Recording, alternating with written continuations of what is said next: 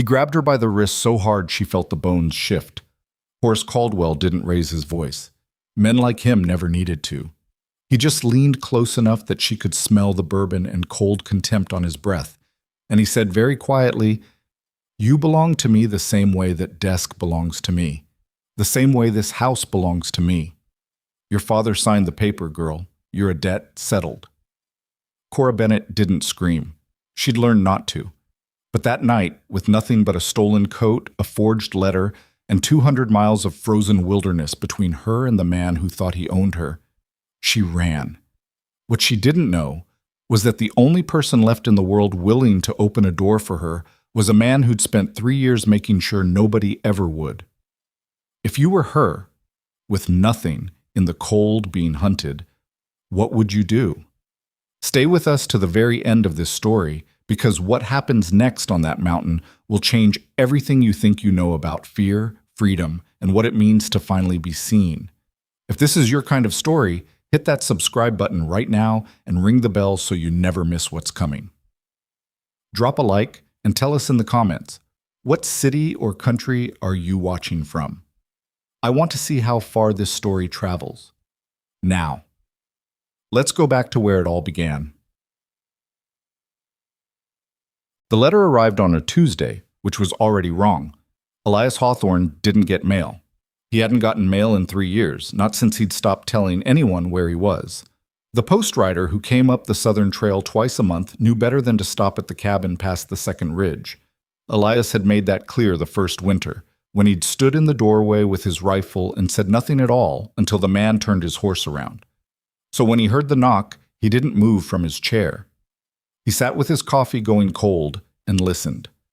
One knock, then silence, then 2 more, slower, like whoever was doing the knocking wasn't sure it was worth the effort. Elias set down the coffee. He picked up the rifle.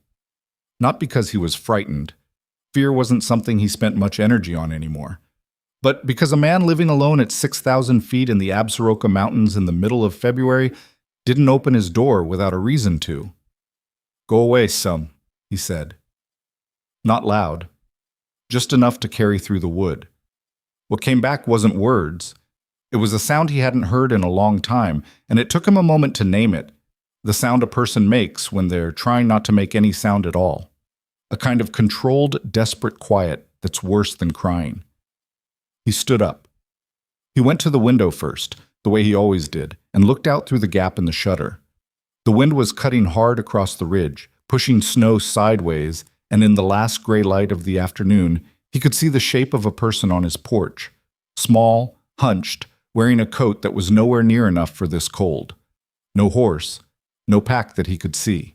Just a person standing there with their arms wrapped around themselves, like they were trying to hold their own body together. He watched for a full minute. No movement in the tree line, no tracks coming from more than one direction. He followed the single trail of footprints with his eyes until they disappeared into the pines heading east. Whoever this was, they'd come alone. He went back to the door and stood with his hand on the latch for another long moment. "I can see you're alone," he said through the door. "I'm going to open this. You're going to keep your hands where I can see them." He lifted the latch.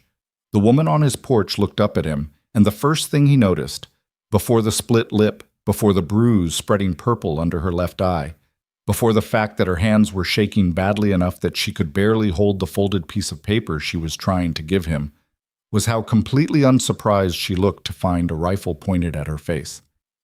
That was the thing that gave him pause. Not the injuries, not the cold, the fact that she'd seen worse. "My name is Cora Bennett," she said. Her voice was steadier than her hands. "I was told to find Elias Hawthorne. I was told to give him this." She held out the paper. "I was told he would help." Elias didn't take the paper. "Who told you that?" "Margaret Tillis." He went very still. Margaret Tillis was the wife of the man whose friendship he'd destroyed. She was also the only person on earth he would have called good without qualification, without hesitation, without needing to think about it at all. He hadn't spoken her name out loud in 3 years. "Come inside," he said. He didn't lower the rifle until he'd looked past her one more time into the trees. She sat at his table like someone who'd forgotten how chairs worked, perched on the edge, spine rigid, hands flat on her knees.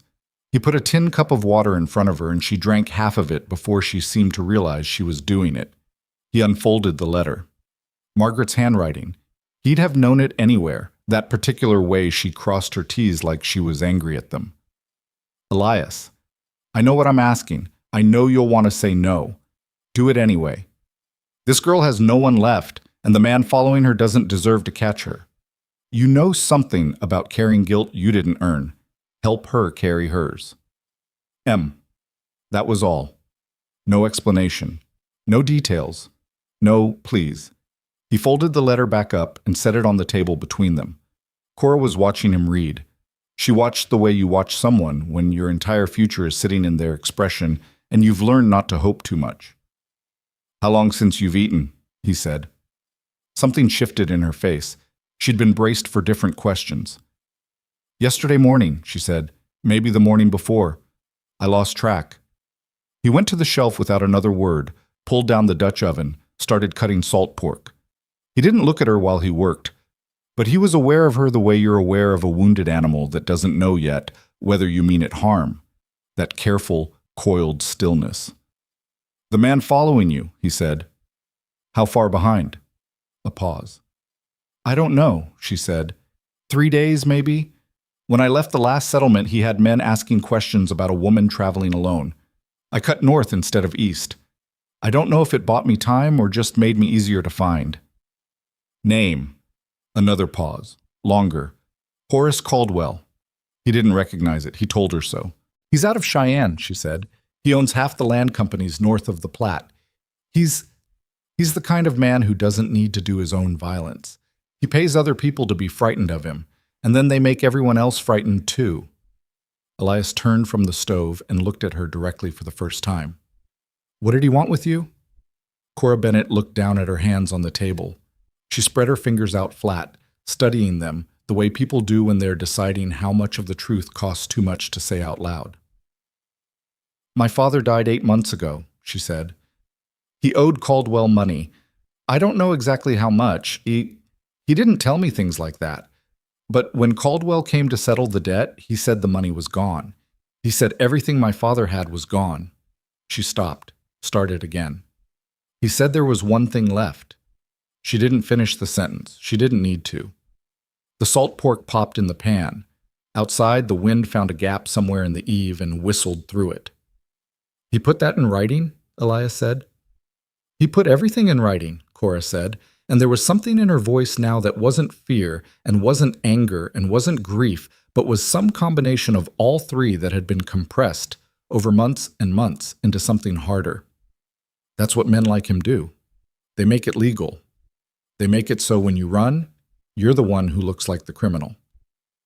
Elias turned back to the stove. He served the food onto one plate, because he'd already eaten, and he set it in front of her. Eat, he said. We'll figure out the rest after. She ate. He sat across from her and drank his cold coffee and watched the door. That first night, he gave her the bed and slept in the chair by the stove with the rifle across his knees.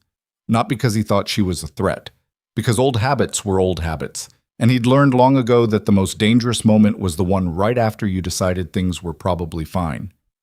He didn't sleep much. Around 2 a.m, he heard her voice from behind the curtain he'd hung across the sleeping alcove.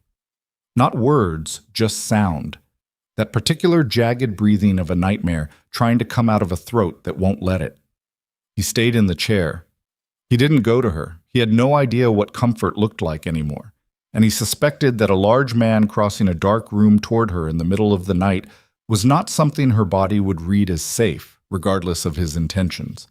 So he stoked the stove instead, made noise with the wood, let the creak of the floor and the light seeping around the curtain do what a voice couldn't.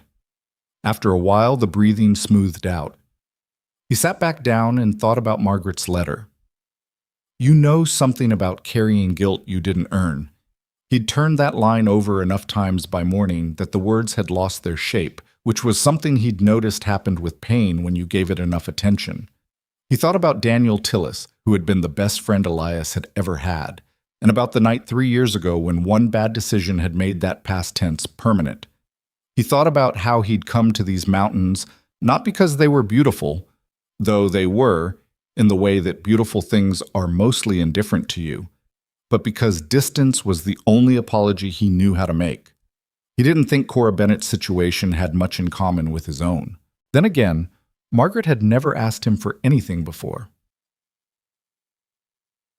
Morning came gray and stinging, the cold pressing through every crack in the walls like it had a personal argument to make. Elias was outside splitting wood before the light was full, partly because the wood needed splitting and partly because the cabin felt too small with someone else's breathing in it. Cora appeared in the doorway wearing his extra coat, which hung to her knees. She watched him work for a minute. "I can do that," she said. He looked at her, specifically at her hands, which were still raw from the cold, and at the way she was standing with her weight shifted to one side, which he'd noticed the night before. Something wrong with her left hip or her lower back from days of hard walking. "No, you can't," he said, not unkindly, just accurately. She didn't argue, which he hadn't expected. She came down off the porch step and stood a few feet away and watched. "I need to tell you something," she said. He swung the axe. "The letter Caldwell had my father sign," she said. "It uses specific language, legal language. It names me as... It describes a debt to be settled in the form of a contracted domestic arrangement." She waited. He swung again. "Which means if he finds me, he doesn't just want to take me back. He has papers saying he's legally entitled to. And there isn't a court between here and the Platte that would argue with papers signed by a man like Horace Caldwell." Elias set the axe down. He looked at her. "You took the paper," he said. She reached into the interior pocket of the coat, his coat, and pulled out a folded document, thick and creased and clearly read and reread until the folds were soft as cloth. "I took the paper," she said. He looked at it. He looked at her. He thought about a man somewhere down out of these mountains with armed riders and enough legal authority to turn a woman into a line item on a debt ledger. "That's why he's coming," Elias said. It wasn't a question. "That's why he'll keep coming," she said, "until he has the paper back, or until he has me, or both." The wind pushed between them. The split wood sat in a pile around their feet. "You should have led with that," Elias said. "I know," she said.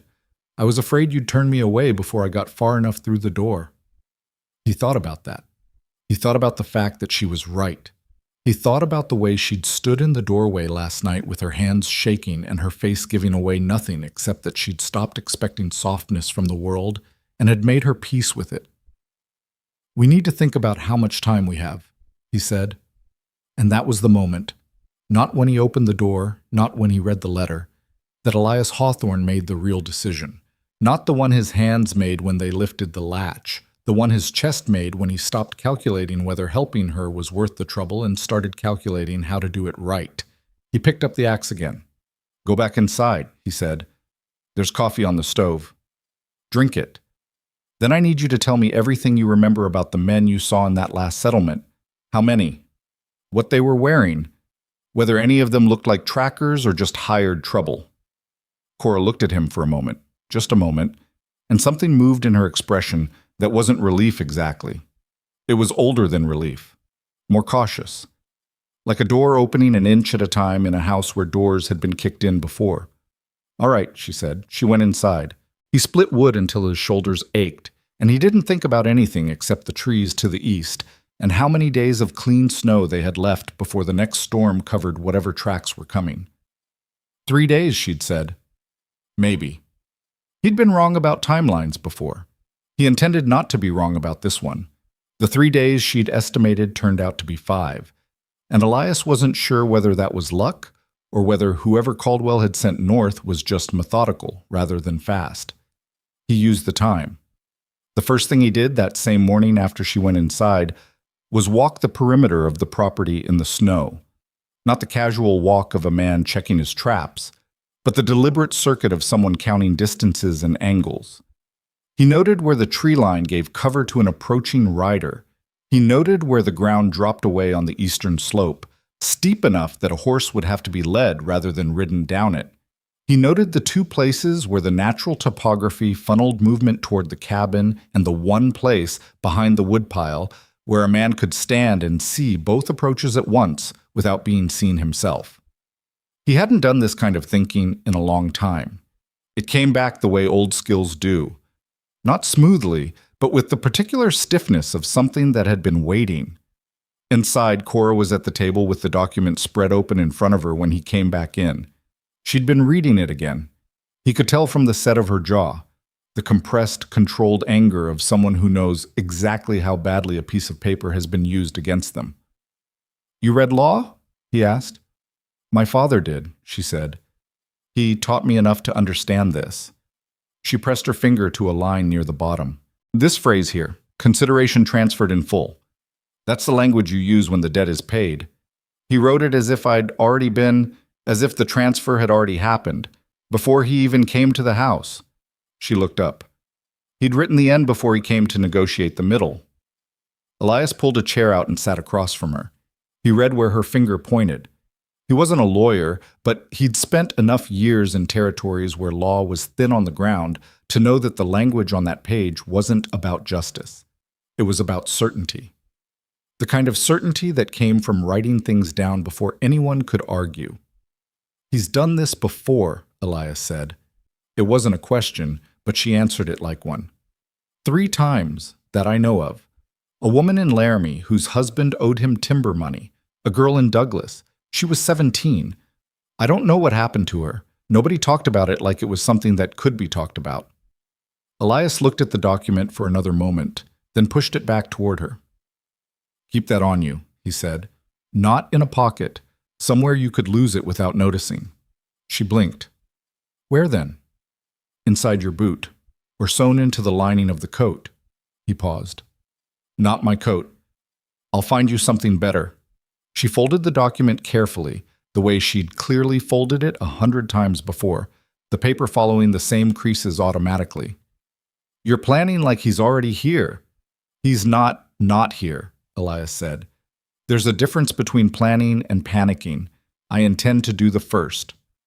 He found her one of his older flannel shirts and a pair of wool trousers that were several sizes too large. She disappeared behind the curtain to change and came back rolling the waistband over twice to keep them up, the shirt untucked and reaching her thighs. She looked ridiculous. She also looked warmer, which was the point. "I need to teach you the stove," he said. "The damper sticks. If you close it too fast, you'll fill the cabin with smoke." She looked at him. "I know how to use a stove." "Not this one." She was quiet for a moment. "You're telling me what to do if you're not here." "I'm telling you what to do regardless," he said. "But yes." He showed her the damper, the wood he'd stacked in order of burn time, the spot under the floorboard where he kept a second rifle wrapped in oilcloth, and the cellar hatch behind the far wall where he'd stored enough dried goods to last 6 weeks if a person was careful, and 8 if they were careful and didn't mind being bored of the same 4 things. She paid attention. No questions, no interruptions. She listened the way someone listens when they understand that information is survival. When he finished, she said, "You built this place yourself." "Over 2 winters," he said. "It's—" She stopped, reconsidering whatever word she'd been about to use. "It's very well made." "It's serviceable," he said. She almost smiled. It didn't make it all the way to her face, but it got close. That might be the most honest thing anyone's ever said about their own home. He didn't know what to do with that, so he went back outside. They fell into something that wasn't quite a routine because neither of them trusted things enough to call it that. More like patterns. The kind that develop between people who are being careful around each other and have discovered slowly that careful doesn't have to mean cold. He hunted in the mornings, usually before full light, when the deer came down to the lower brush. She used the mornings to do things he hadn't asked her to do and hadn't expected, mending the gap in the east wall where the chinking had cracked, reorganizing the shelves so the heaviest things were lower, finding the hole in his only good wool blanket and fixing it with thread she'd pulled from the hem of the curtain. He noticed these things without commenting on them, the way you notice things about a person that you don't want to examine too closely, because examining them means caring about them, and caring about people was something he'd decided 3 years ago in a decision that still sat like a stone in his chest to stop doing. She wasn't making that easy. It wasn't that she was warm. She wasn't particularly warm. She was direct in a way that could have been rude if it wasn't so clearly just efficient. She said what she meant. She didn't apologize for taking up space, which he would have found irritating in another person, but in her seemed less like confidence than like someone who had burned through all their apologies surviving the last 8 months and had come out the other side with none left to spare. On the 4th day, she asked him about the photograph on the shelf. He hadn't taken it down. He'd meant to when he first moved in, and then he'd kept not doing it, which was a kind of honesty he hadn't examined. 2 men, she said. She was standing at the shelf while he was at the table, and she'd asked casually, like it was a small question. Me, he said, and a friend. She waited. Not anymore, he said. She turned from the shelf and looked at him. He was expecting either sympathy or the polite withdrawal that people offer when they realize they've stepped on something. She did neither. What happened? She said. He looked up from the table. That's a personal question. Yes, she said. It is. She didn't apologize for asking it. She just stood there. He was quiet for long enough that she probably thought he wasn't going to answer. He wasn't sure he was going to answer. We were working a cattle drive together out of Miles City, he said finally. 1891. There was a man in the crew I didn't like. I had good reasons not to trust him. I'd heard things, seen things that should have been enough to say something. I didn't. I thought it wasn't my business to make accusations. He stopped. He left Daniel with a broken leg and 2 cracked ribs in a canyon 3 days from the nearest town. For the money in his saddlebag, $32. The stove ticked. The wind went past the window. Daniel lived, Elias said. That's not the point. The point is that I knew, and I didn't say anything, and a man I'd have trusted with my life spent 4 days in a canyon because I decided minding my own business was more important than the thing I knew. Cora came back to the table. She sat down across from him, not across the way you sit across from a stranger, but the way you sit across from someone when you're going to say something they might not want to hear. And Daniel blamed you, she said. He didn't have to, Elias said. I did it first. She was quiet for a moment. Then, did he ask you to leave? No. Did he say he didn't forgive you? Elias said nothing. Then how do you know he didn't? She said.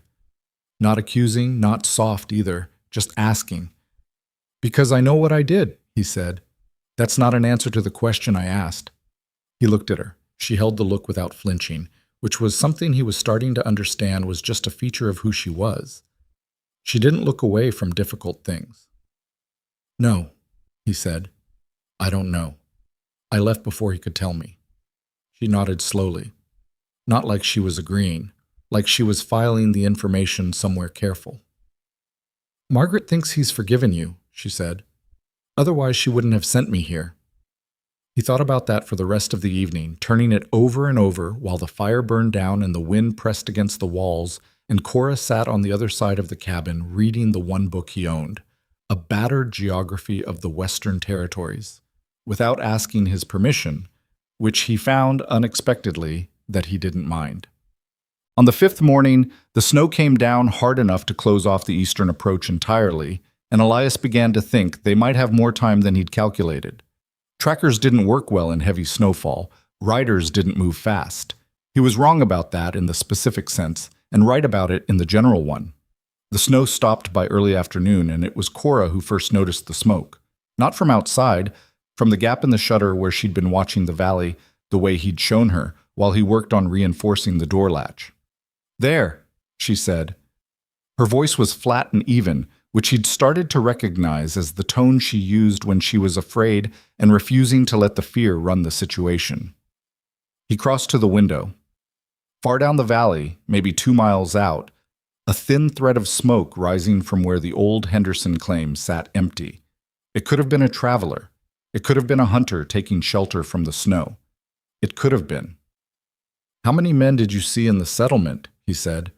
5, she said. Not counting Caldwell's man who was asking questions. So 6, at least. At least. He stepped back from the window. His mind was doing the particular kind of mathematics that didn't involve numbers. The calculation of terrain and timing, and the gap between what you could control and what you could only prepare for. "Does Caldwell come himself?" he said, "or does he send people?" She thought about it. "He came himself to the house," she said. I think there's something about being there in person when the thing he wants doesn't have anywhere left to go. I think he needs to see it." Elias filed that away. "All right," he said. "Then we have time. He'll send his men first. He won't come up the mountain until he's certain the ground is prepared for him." "Prepared," she said, "until he's certain you have no way out." He looked at her. "He doesn't know you do." She looked back at him. "Do I?" It was a fair question, and he respected her enough not to answer it with something empty. He thought about the eastern slope and the natural funnel points, and the second rifle under the floorboard, and the 3 years he'd spent alone in these mountains until he knew every dip and angle of them the way other men knew the rooms of their houses. "Yes," he said, "but not in the direction he'll expect." She held his gaze for a long moment. Then she nodded. Not the nod of someone convinced, but the nod of someone who has decided to trust a thing that isn't fully proven yet, because the alternative is worse. "Tell me what you need me to do," she said. What followed was 3 days of a different kind of cold. Not the weather, which had actually steadied into something manageable, but the particular cold of waiting while knowing something is coming. It settled into the spaces between things, between his words and hers, between the morning and the dark, between the sound of the wind and the sound of something that might be wind but might not be. They talked more than he'd expected to. Not constantly. Elias wasn't a man who filled silence for its own sake, and Cora seemed to understand that about him the way she seemed to understand most practical things, quickly and without requiring it to be explained. But in the evenings, when the light was gone and there was nothing useful left to do with their hands, they talked. She told him about her father. Not the version you tell to get sympathy, the flat factual version, the one with the gaps left in honestly, because she was old enough to know that people are complicated and grief doesn't require them not to be. Her father had been a good man in the ways that counted, and a foolish one in the ways that cost him. He trusted people he shouldn't have because he wanted the world to contain more trustworthy people than it did. "That's not a character flaw," she said. "It's just expensive." "It got him killed," Elias said.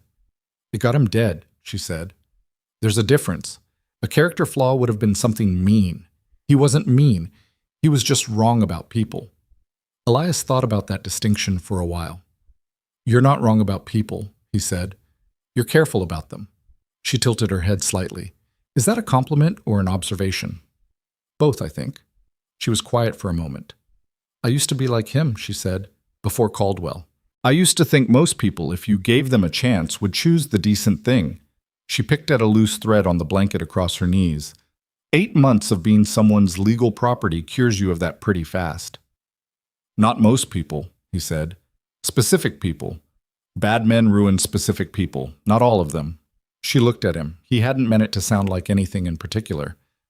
"That's an interesting thing for a man who lives completely alone to say," she said. He didn't have an answer to that. He went to the stove and added wood and stood there a minute with his back to her. "I wasn't always alone," he said. "I know," she said. "You were with Daniel." He hadn't told her that. He'd only told her Daniel's name once. He turned around. She was watching him with that level, careful attention that wasn't quite sympathy and wasn't quite challenge. Something in between, something he didn't have a word for that landed differently than anything he'd felt in a long time. "You remember things," he said. "I remember everything," she said. "It's the only thing I had more of than trouble."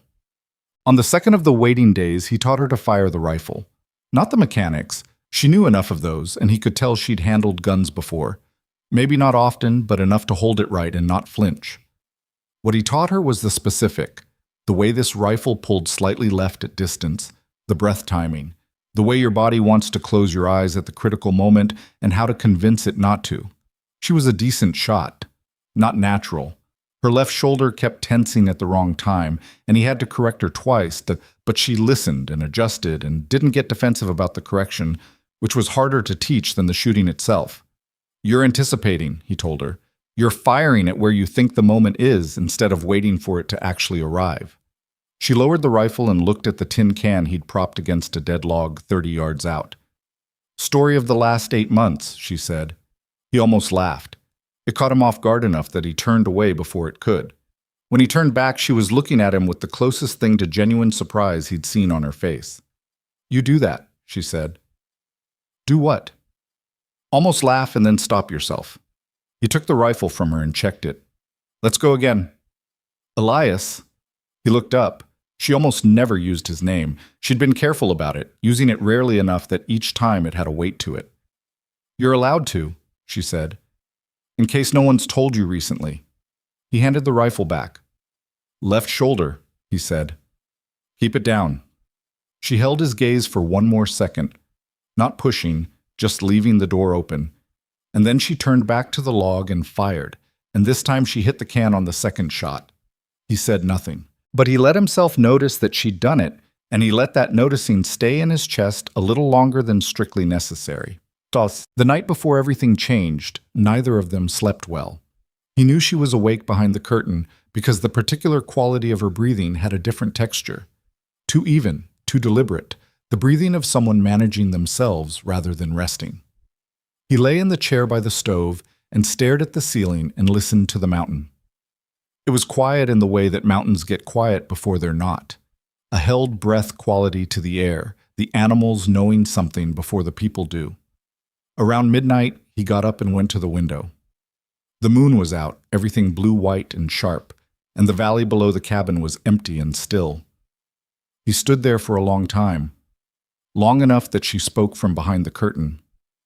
Anything, she said. No, he said. A pause. Then come away from the window, she said.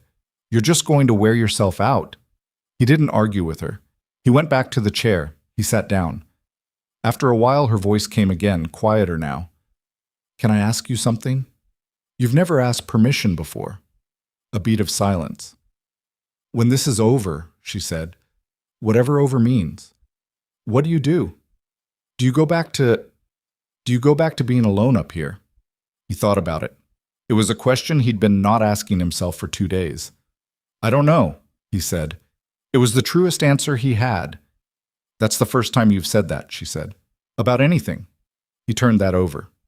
Is that good or bad? It's honest, she said. I like honest better than certain. The stove settled, the mountain held its breath. Get some sleep, he said. Tomorrow might be the day. She was quiet for a moment, then, Elias. Yeah. Thank you for opening the door. He didn't say you're welcome because it would have sounded like it was nothing, and it wasn't nothing. He didn't say anything because some things close off the space around them when you put words on them too fast. Sleep, he said. She did. Eventually. He didn't. He sat in the chair with the rifle across his knees and watched the dark, and thought about a man somewhere down the mountain who had turned a woman's life into a line on a contract, and he felt the thing that had been building in him for 5 days reach a point where it stopped being a feeling and started being a decision. He wasn't protecting her because Margaret had asked him to. He understood that now. He was protecting her because Cora Bennett had walked 200 miles through frozen wilderness alone, carrying the only piece of paper that proved she was more than someone's property. And she had stood on his porch with her hands shaking and her face giving away nothing, and she had not asked him to save her. She had only asked him to open the door. And whatever came up that mountain tomorrow, he intended to make sure she'd never have to stand in a doorway like that again. Not his, not anyone's. Waiting to find out if the person on the other side was going to decide she was worth the trouble. She was worth it. He'd decided that quietly, without ceremony, the way you decide things that are actually true. The moon moved across the window. Somewhere in the valley below, a horse stamped in the cold. Elias Hawthorne tightened his hands on the rifle and waited for morning. Morning came the way Elias had known it would. Not with a warning, but with a fact. He heard the horses before he saw them. 3, maybe 4, moving up the lower trail at a pace that wasn't hurried but wasn't cautious either. The pace of men who had been told the target was a woman alone with a trapper and had adjusted their sense of danger accordingly. He was already dressed. He'd been dressed since 3 in the morning. He went to the curtain and said, They're coming. 2 words. No softness in them, but no panic either. The tone of a man who has been waiting for a thing and is now simply acknowledging its arrival. Behind the curtain, there was a silence of about 2 seconds, and then the sound of movement. No questions. No sounds of fear. Just Cora getting up and getting ready, which was exactly what he needed from her. She came around the curtain fully dressed, her hair pulled back, the oilcloth document already tucked inside her left boot. She'd done that last night before she slept. He'd noticed. "How many?" she said. "Couldn't count from sound. At least 3 horses. Maybe more." She nodded. Her face had gone into that controlled stillness again, the one he'd first seen on his porch, the one that wasn't calm exactly, but was what she built out of herself instead of calm, because calm was a luxury, and she'd learned to build without it. "The eastern slope," she said. "Like you said." "Not yet," he said. "Let me see who it is first." She looked at him. "Elias. If it's his advance men without Caldwell, I want to know it. I want to know how many and how they're positioned before we move." He checked the rifle without looking at it, the way you check things your hands know better than your eyes. "If we run now, we're running blind. I'd rather run with information." She didn't like it, he could see that. But she didn't argue, because she understood the logic, and understanding something you don't like is its own particular discipline. "Stay back from the window," he said, "but where you can see the approach." He went to the door. Don't. There were 4 of them, as it turned out. They came up the trail in a loose cluster, not a line, men who were comfortable in terrain but not trained in any formal sense, working men, hired men, the kind who did what they were paid to do and didn't think about it much past the pain. The one in front was bigger than the others and riding a gray roan that was too good a horse for a man who wore his coat like that. He pulled up about 30 yards from the cabin and the others stopped behind him, and for a moment everyone was just looking at each other through the cold morning air. Elias stood on the porch, no rifle raised, hands visible. The rifle was leaning against the wall to his right, where he could reach it without looking like he was reaching for it, a skill that took years to make look natural. "Morning," he said. The man on the gray roan looked him over. Elias Hawthorne. It wasn't a question. They'd been told his name before they came up, which meant someone in the settlement had talked. He filed that away. "That's me," he said. "We're looking for a woman. Came through this area maybe a week back. Brown hair, travels alone. Answers to Cora Bennett." The man's voice was professional and uninflected, the voice of someone delivering a message rather than making a conversation. "Her guardian wants her home safely." Guardian. Elias let the word sit in the air for a moment. "Haven't seen anyone like that," he said. The man on the roan looked at the cabin. He looked at the fresh boot prints in the snow beside the woodpile, prints smaller than Elias's. Then he looked back at Elias. "That's so," he said. "That's so," Elias said. The men behind the rider exchanged a look that they thought was subtle. It wasn't. Elias caught it and read it. They'd been told to check, not to push, which meant they were advance work. Caldwell wasn't here yet. "Her guardian's a reasonable man," the writer said. "He's prepared to be generous with anyone who's helped her on her way. No trouble needed." "No trouble needed," Elias agreed, "since I haven't seen her." Another long look. The writer was calculating something. Elias could see it in the slight tension around his eyes. The calculation of a man who suspects he's being lied to but isn't sure he wants to make that the problem he goes back with. "We may need to come back through," the writer said, "in case she passes this way." "Trail's always open," Elias said. "Long as you let me know you're coming first." A pause. "Why's that?" "Because I live alone up here," Elias said pleasantly, "and the last time someone came up my trail unannounced, I put a hole in his hat before I recognized him. He wasn't happy about it, but he agreed afterward it was a reasonable mistake. It was a lie. But it was a useful one." The writer held his gaze for a moment longer, then made a small sound that wasn't quite a laugh and reined the roan around. The others followed. They went back down the trail the way they'd come, not fast, the pace of men who wanted you to know they weren't scared but also weren't stupid. Elias stood on the porch until they were out of sight. Then he went inside and said, "We have today. Maybe tomorrow morning. Caldwell will come when they report back." Cora was at the window. She'd watched the whole thing from the gap in the shutter. "You lied to his face," she said. Not accusatory, almost wondering. "I did," he said. "You're good at it." "I've had occasion to practice," he said. He picked up his coat from the hook by the door. "I need to go out and look at something. Don't open the door." She turned from the window. "Where are you going?" "The eastern slope," he said. "I want to check the route before we need it in the dark." She was quiet for a second. "You think it'll be at night?" "I think Caldwell will want to be here by daylight, but I think his men will come up ahead of him to secure the approach. They'll do that in the dark, so yes." He shrugged into the coat. "Probably tonight." She absorbed this the way she absorbed most hard information, without theatrics, with a kind of focused intake, like she was storing it somewhere useful. "I'm coming with you," she said. I'm not sitting in here alone waiting to find out if they come back down the other trail," she said. "I know the route matters. I can help you assess it." He wanted to argue. He didn't have a strong enough case. "Stay close," he said. "And don't talk unless you have to." The eastern slope was steep enough that a person had to think about where they put their feet, but it wasn't impossible terrain. It was the kind of ground that looked worse than it was if you knew the specific line through it, and Elias knew it. He'd walked it dozens of times in every weather condition the Absarokas could produce, which was most of them. Cora kept up. She was breathing hard by the time they reached the first ridge, and her left side was bothering her. He could see it in the way she moved, that slight compensating shift, but she didn't slow down and she didn't complain. She just breathed through it and kept moving. At the top of the first ridge, he stopped and showed her the route. Not with a map.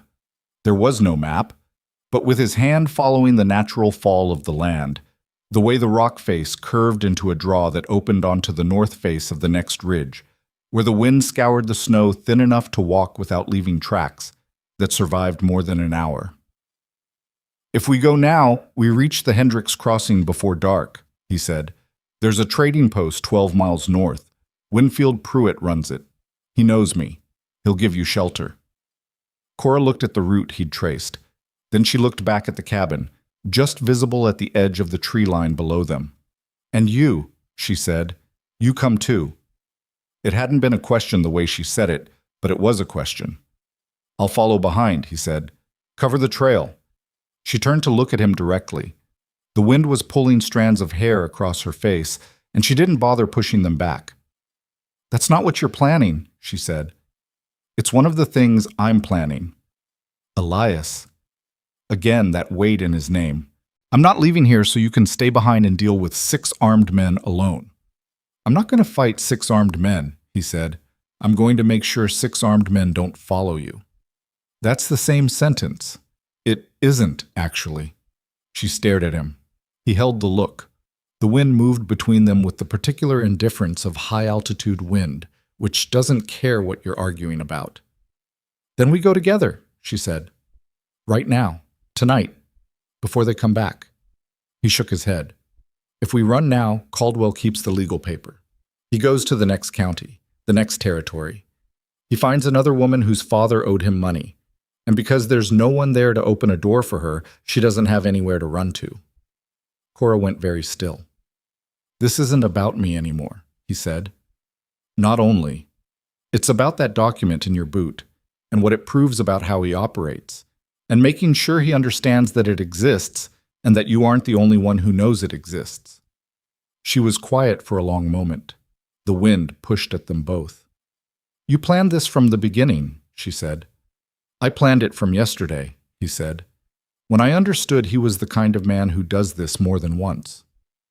She looked out across the valley, at the thin ribbon of the lower trail where 4 horsemen had come and gone.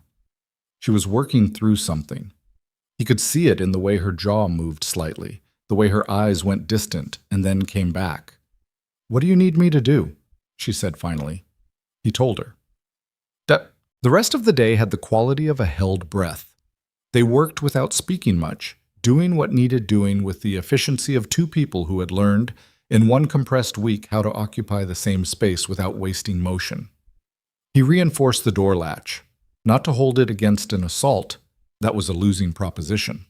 But to slow it, to buy the seconds that might matter. She went through the document one more time, then wrote something on the back of one of his old trade receipts. A brief, clear description of what the document contained, the language Caldwell had used, the names she knew, and folded it separately.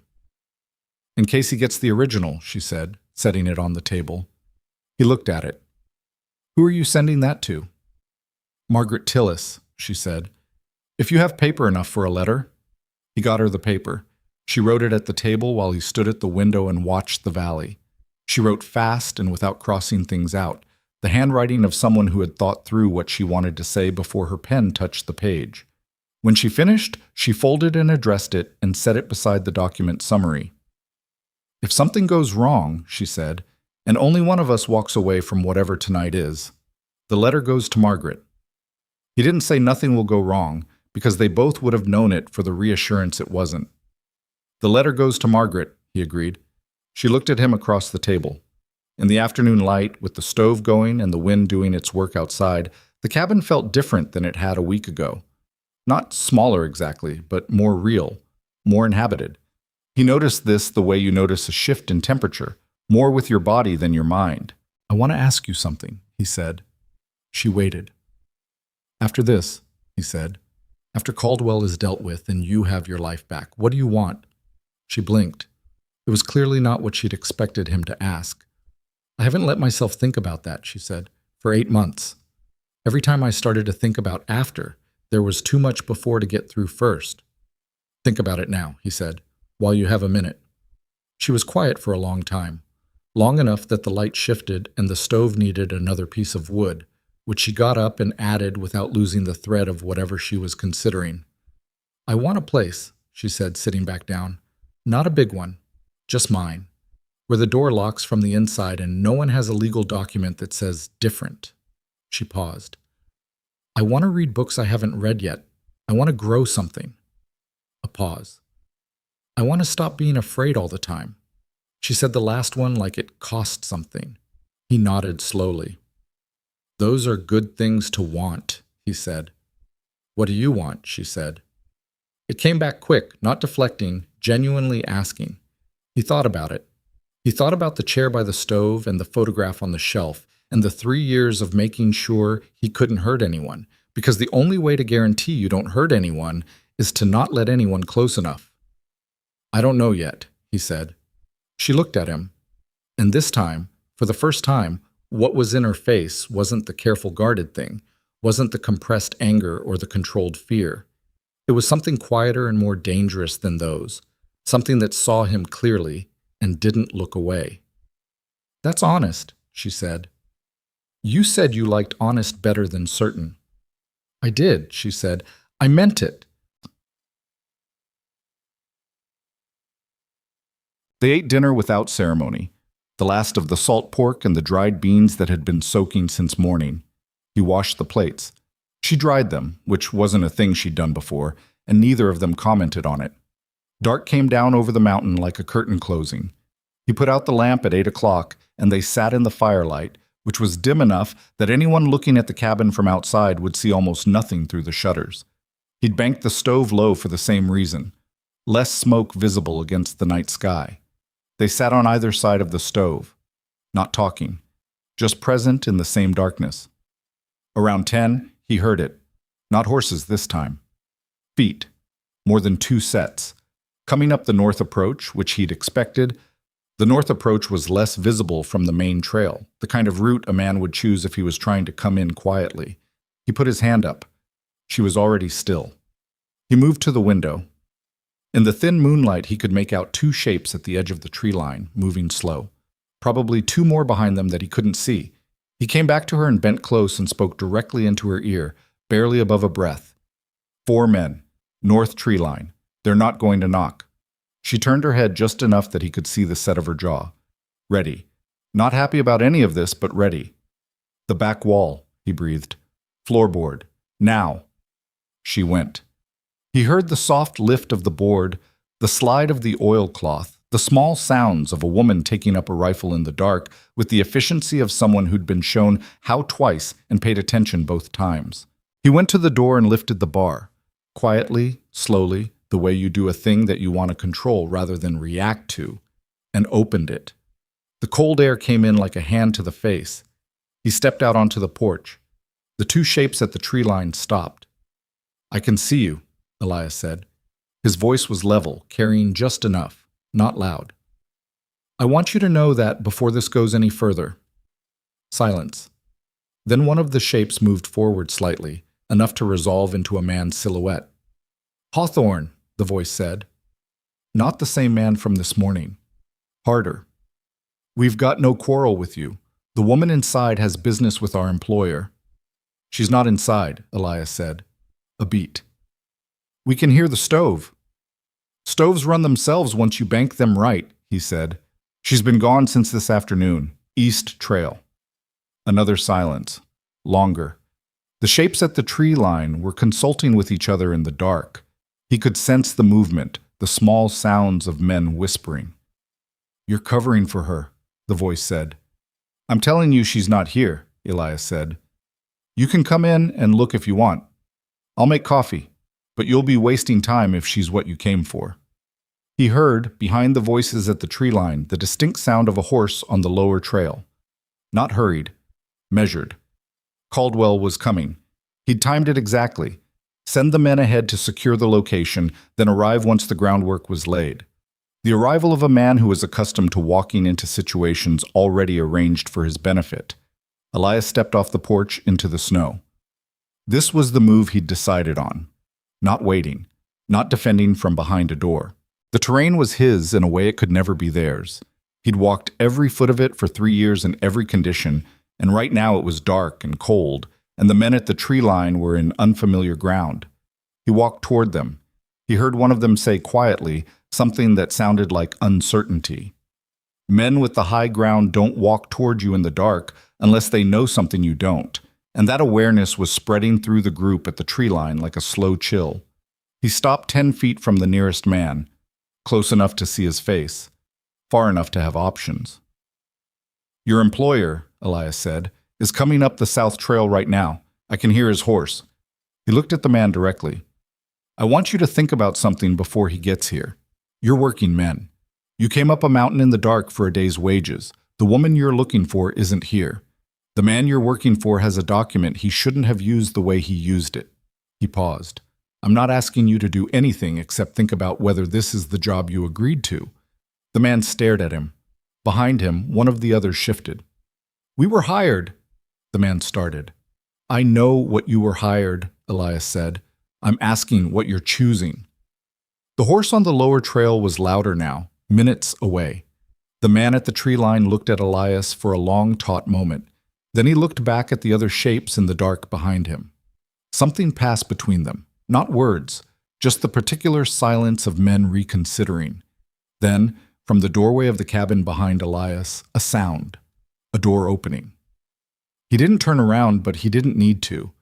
He knew from the shift in the men's eyes, the slight widening, the flicker of recalculation, that Cora was behind him, standing in the doorway, with the rifle. She hadn't gone to the eastern slope. She'd gotten the rifle, and she'd come to the door. He'd told her to stay inside. Of course she hadn't. Her voice came from behind him, clear and carrying in the cold night air. "My name is Cora Bennett. I am not property. I have a document in my possession signed by Horace Caldwell that proves he does this exact thing, not for the first time. And I've written a description of that document that is already addressed to someone who knows what to do with it." The men at the tree line were very still. "If something happens to me tonight," she said, "that letter goes out with the next postwriter. If something happens to Mr. Hawthorne, same. If Caldwell tries to claim I'm a legal debt, the document I'm holding makes him a liar in language he wrote himself." The horse came around the south bend of the trail. Horace Caldwell rode into the clearing on a black horse that cost more than the cabin was worth, wearing a coat that had never been in weather like this before tonight, and he pulled up at the edge of the firelight from the open cabin door and took in the scene in front of him. 4 of his men at the tree line, Elias Hawthorne standing between them and the cabin, Cora Bennett in the doorway with a rifle and a voice that hadn't shaken once. Caldwell was not what Elias had expected, which was something he'd learned to pay attention to. He'd expected the bluster of a man accustomed to power. What he got was quieter than that. Caldwell was perhaps 60, compact, with a face that had practiced pleasantness long enough that it had become a kind of mask. Polite, almost warm, the face of a man who'd learned early that being underestimated by people who should know better was a useful quality to cultivate. He looked at the scene in front of him with an expression of mild inconvenience. "Miss Bennet," he said, as if this were a business meeting that had run slightly over schedule, "you've caused a great deal of trouble." "Yes," she said, "I have." He looked at Elias. "And you are, I take it, the man whose hospitality she's been enjoying." "I'm the man who opened the door," Elias said. Caldwell tilted his head slightly, a small, assessing movement. "This is a legal matter, Mr. Hawthorne. Mr. Hawthorne, the young woman has a contractual obligation that she has chosen to ignore. I've come a long way in difficult conditions to resolve this quietly." "She told you about the document," Elias said, "the one she's been carrying. Did you understand what she said about the letter?" Something moved in Caldwell's eyes. Too fast and too small to be called anything obvious, but it was there, a fractional recalculation. "A letter," he said. Not dismissive. Testing. "She wrote it this afternoon," Elias said, "and the way mail works up here, even if you ride back down that mountain tonight and intercept the post, you're one step behind." He looked at Caldwell steadily. "You're a man who puts things in writing because writing outlasts the moment. You know better than most what a document can do when it gets to the right person."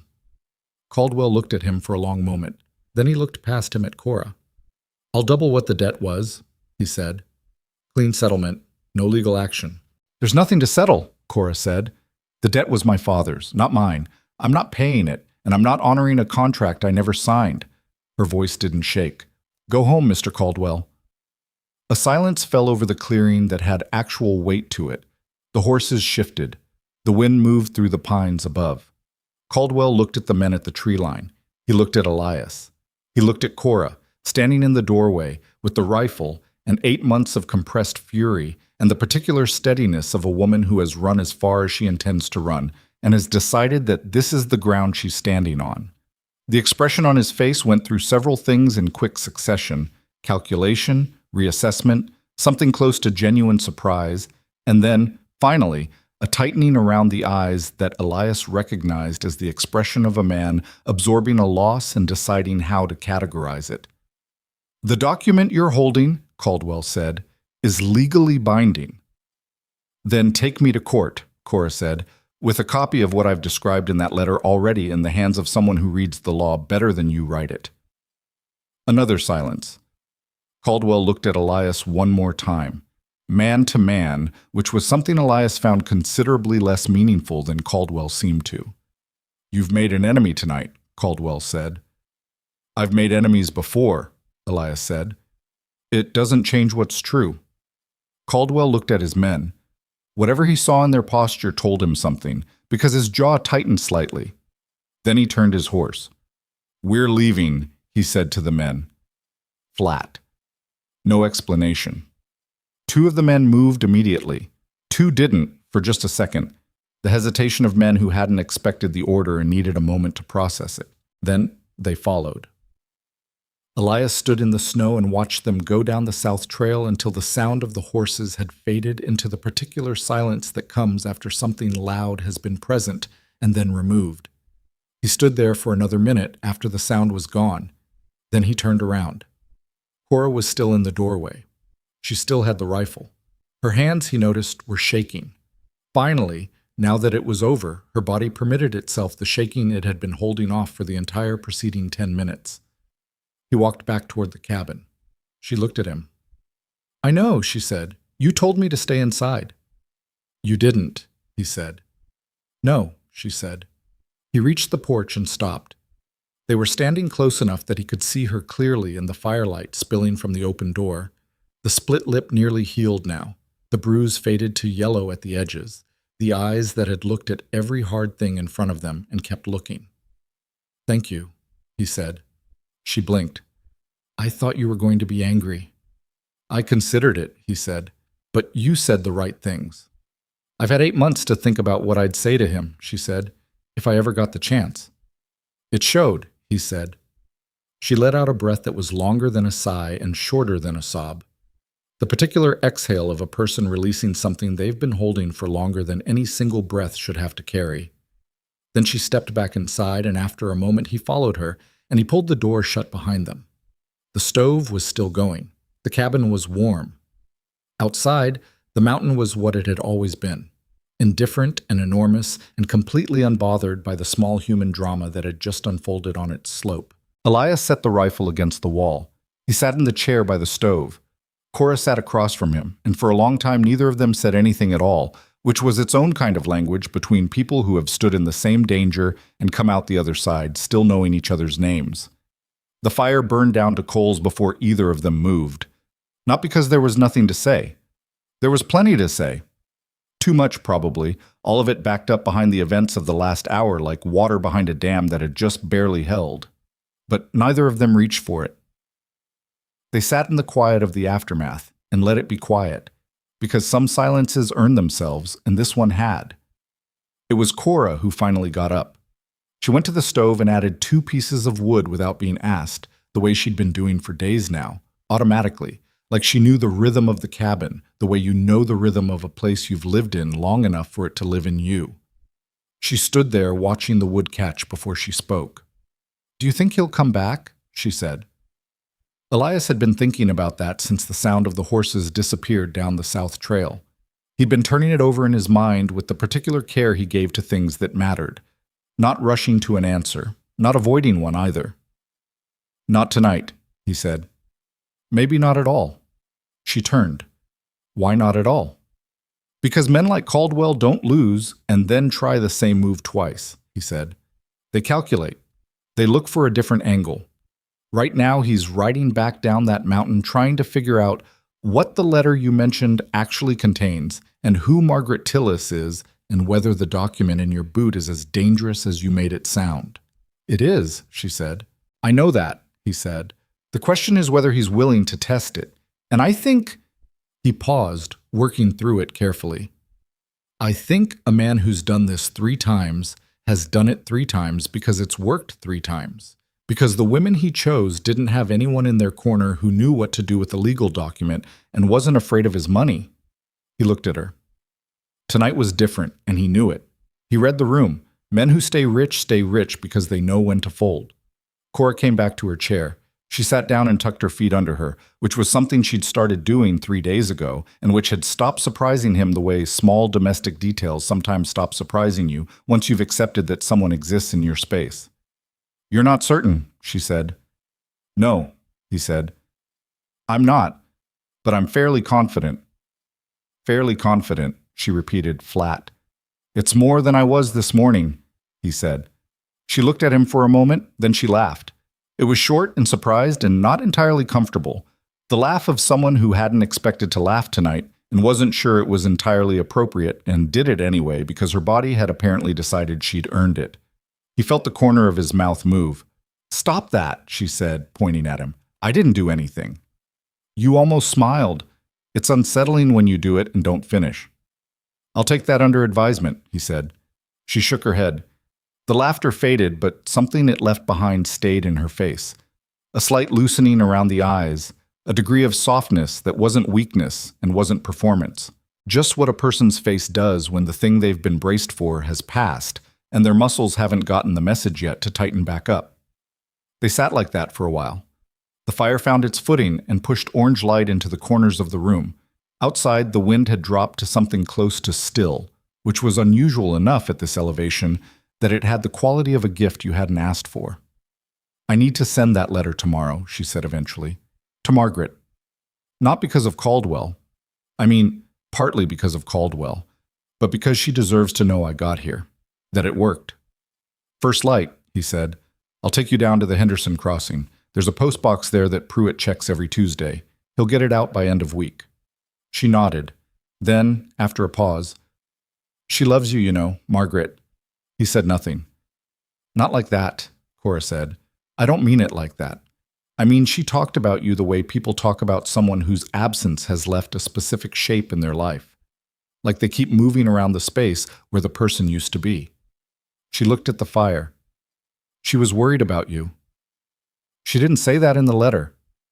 She didn't have to, Cora said. She said you'd want to say no. She didn't say you were the kind of person who needed worrying about. But I think the choice of you, the fact that you were the person she thought of out of everyone, says the same thing. Elias looked at the fire. Daniel, he said. It came out differently than he'd intended, quieter. What about him? Does he know she sent you here? Cora was quiet for a moment. I don't know, she said. She didn't say. I didn't ask. He picked that apart and put it back together. If Daniel had known and hadn't objected, that was one thing. If Margaret had done it without telling him, that was something else. Either way, the fact that Margaret had trusted him enough, trusted him still, 3 years and one enormous mistake later, with something as serious as a woman's life and safety, was not a small thing. It pressed on him in a way he'd been not pressing back on for a week, and was finding harder to sustain. I left before he could tell me what he thought, Elias said. That was the coward's part of it, not the mistake itself. Mistakes happen. The leaving was the coward's part. Cora didn't say it wasn't. He appreciated that. You said he didn't ask you to leave, she said. He didn't. And he didn't tell you he didn't forgive you. He didn't get the chance. Then you left a man who was injured and needed his friend, she said, because you decided in advance what he was going to feel about you and didn't want to be there to receive it. She said it without heat, just plainly, the way she said most things. That's not a small thing, but it's also not what you think it is. You didn't leave because you didn't care. You left because you cared so much the anticipation of his verdict was worse than not knowing. He looked at her. That's still cowardice, he said. Yes, she said, it is. But it's a very human kind. He didn't know what to do with that distinction. He turned it over, the way he'd been turning things over all week, and found that it had a different shape than the version of the story he'd been carrying. Not smaller, not less his fault, but different. More complicated. Less like a verdict and more like a thing that had happened to two people who both deserved better from him. You should write to him, Cora said. Daniel. She looked at him directly. Not to explain. You don't owe him an explanation, you owe him the truth. Which is different. An explanation is what you tell someone so they'll understand. The truth is what you say because he deserves to hear it regardless of what he does with it. Elias was quiet for a long moment. How do you know the difference? He said. Because I had to write one to my father, she said, before he died. And I got it wrong the first time for exactly that reason. He held that. The fire ticked. The mountains sat around them, enormous and indifferent, which tonight felt less like isolation and more like privacy. I'll think about it, he said. All right, she said. She didn't push. She never pushed. She said the thing and then she let it land where it landed, which was a quality he'd noticed early and had come to understand was not restraint, but respect. She said what she meant, and then she trusted the other person to do something with it. What? Sleep came easier than he'd expected. He was in the chair by the stove again. He'd been in the chair every night. That hadn't changed. But the particular vigilance that had been in his body for 5 days had loosened. Not gone.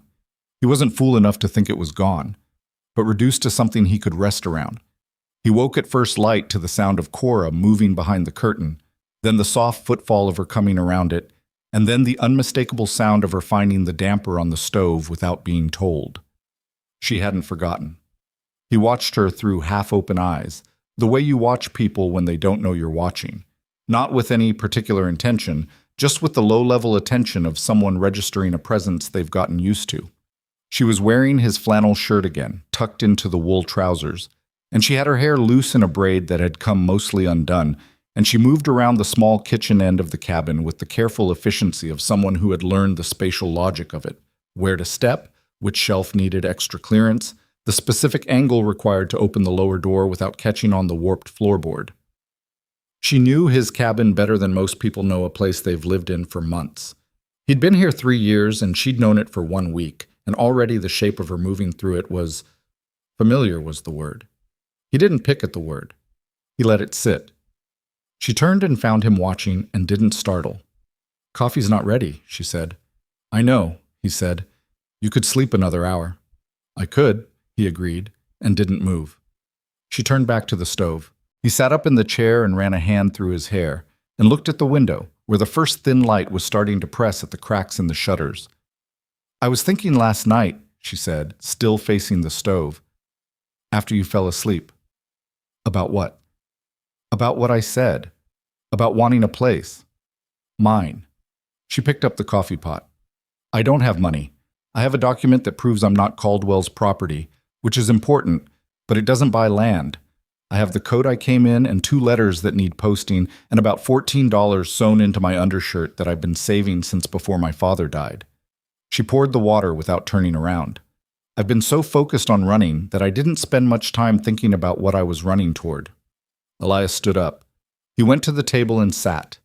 He waited, because she was still talking, and he'd learned that she sometimes needed to talk through a thing to find out what was at the end of it.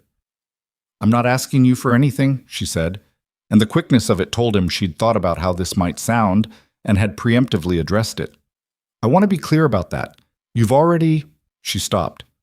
"You opened the door, and then you did considerably more than that, and I'm not standing here expecting more from you. I just want to think out loud for a minute." "Think out loud," he said. She set the pot on the stove and turned around. She leaned against the shelf with her arms crossed, not defensively, more like she needed something solid at her back while she said the next thing. "Pruitt's trading post," she said. "You said he knows you. Does he hire?" Elias thought about Winfield Pruitt, who was 72 years old and had been running a trading post 12 miles north for 30 years, and had the organizational habits of a man who'd been alone too long, which is to say that everything worked but nothing was where it should be. "He doesn't currently hire, no," he said. "He's never needed to." "But he could use help," she said. "He could use considerable help," Elias said. "He keeps his inventory in his head, which worked when he was 60 and works less well now, and he's got a back that gives him trouble in the cold." He paused. "Why?" "Because 12 miles is close enough to be reachable and far enough to be a different life," she said. "And because a woman who can read and write and do arithmetic and isn't afraid of winter might be useful to someone like that." He looked at her. She was watching him with that particular steady attention, not seeking his approval, just checking whether what she'd said tracked with what he knew about the situation. "You'd be starting from nothing," he said. "I've been starting from nothing for 8 months," she said. "At least this way I'd be choosing it." He thought about Pruitt. He thought about the trading post, which he'd been to a dozen times, and which had good bones, and a south-facing window that got full afternoon sun, and a back room big enough to be a decent living space if a person organized it. He thought about 12 miles, which in these mountains in winter was a day's ride, but in spring was a comfortable 2-hour trip if you knew the shortcut through the North Draw. He thought about the fact that he was calculating the distance between his cabin and a place where Cora Bennett might live, and what that calculation meant about the last week. "I know Pruitt well enough to speak for you," he said. "If you want me to." Something shifted in her face. Small, but there. "You'd do that," she said. "He'll probably say yes before I finish asking," Elias said. "His niece has been trying to get him to take on help for 2 years. He's stubborn, but he's not irrational." She was quiet for a moment. "I'd need to get through the rest of winter first," she said, "and I don't want to—" She stopped. Tried again. "I don't want to assume that's here." He looked at her steadily. "I have a curtain and a chair," he said. "The arrangement has worked so far." Her chin came up slightly. "That's not exactly a warm invitation." "No," he said. "It's a practical one. There's a difference." "And you're all right with practical?" "I've been all right with practical for 3 years," he said. "It's what I know." She held his gaze for a second. Then she pushed off the shelf and went back to the coffee pot. And he understood that the conversation had settled something without requiring either of them to say more than they'd said, which was a skill he hadn't known 2 people could have together until right now. They went down to the Henderson crossing that morning. The document, both copies, stayed in her boot. The letter to Margaret went into the post box at the crossing, along with a brief note Elias had written that took him 4 drafts and contained 32 words, all of which were true. He didn't tell Cora what the note said, and she didn't ask. The postbox was nailed to a pine at the edge of the old Henderson claim. There was no ceremony to using it. You just put the letter in and trusted that Pruitt would take it when he came through on Tuesday. He always did. In 30 years, he'd apparently never missed a Tuesday, which Elias found both admirable and slightly exhausting as a life philosophy. They stood at the post box for a moment after she'd put the letters in. "That's it," she said. "That's it," he agreed. She looked out across the valley. In the full morning light, with the snow covering everything and the sky doing what it sometimes did at this elevation, going a shade of blue that wasn't entirely believable. The valley was the kind of beautiful that had nothing to do with you and everything to do with itself. "It's a hard place to live," she said. "Yes," he said. "I understand why you came here, though." He looked out across the same valley. He'd understood why he came here, too, at the time. The distance, the difficulty, the way the mountains made other problems feel appropriately small by comparison. He still understood it. He just wasn't sure anymore that it was sufficient reason to stay the way he'd been staying, alone in the absolute, walled-up sense. The sense that had made sense after Daniel and had calcified over 3 years from a choice into a habit, into something so close to a permanent fact about himself that he'd stopped examining whether it was still true. "It's also a hard place to leave," he said. She looked at him. He kept looking at the valley. "I didn't mean that the way it sounded," she said. "I know," he said. "I wasn't responding to what you meant. I was just—" He stopped. "Thinking out loud. You said it was allowed." "I said you were allowed to almost laugh," she said. "I think thinking out loud falls under the same general category." He looked at her.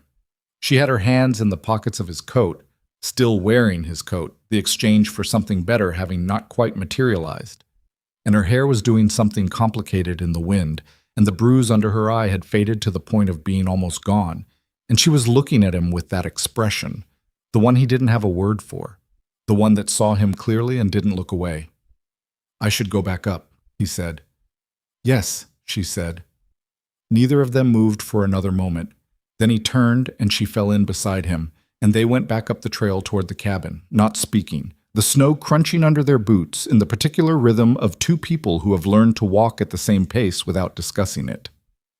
The next several days had a different texture than the ones before. The acute tension was gone, the counting of horses and calculating of approaches, and the specific vigilance of waiting for something dangerous. In its place was something harder to name, a kind of adjustment. The recalibration of two people who had been operating under pressure and were now operating without it, and were discovering that the version of themselves that existed without immediate danger was slightly different from the version that had gotten through the last week. Elias found himself more aware of things, small things, the way she held her coffee cup, both hands, which he'd noticed before but which now registered differently, as a feature of a person rather than a detail of a temporary guest. The way she read, which was intensely and with her whole face, so that if something surprised her, you could see it happen in real time. The way she handled the rifle when she cleaned it, which she'd started doing without being asked, which he had mixed feelings about in the specific sense that he had no real objection and wasn't sure what to do with having no real objection. On the third day after Caldwell's retreat, he got out his paper and his pen, and he sat at the table for a long time. Cora was reading. She looked up once, saw what he was doing, and looked back down at the book without a word. He wrote the letter to Daniel. Not an explanation. He'd been right about that distinction, the one she'd made, and he thought about it while he wrote. He said what had happened, factually, the way you report a thing you did when the person deserves the accuracy of it.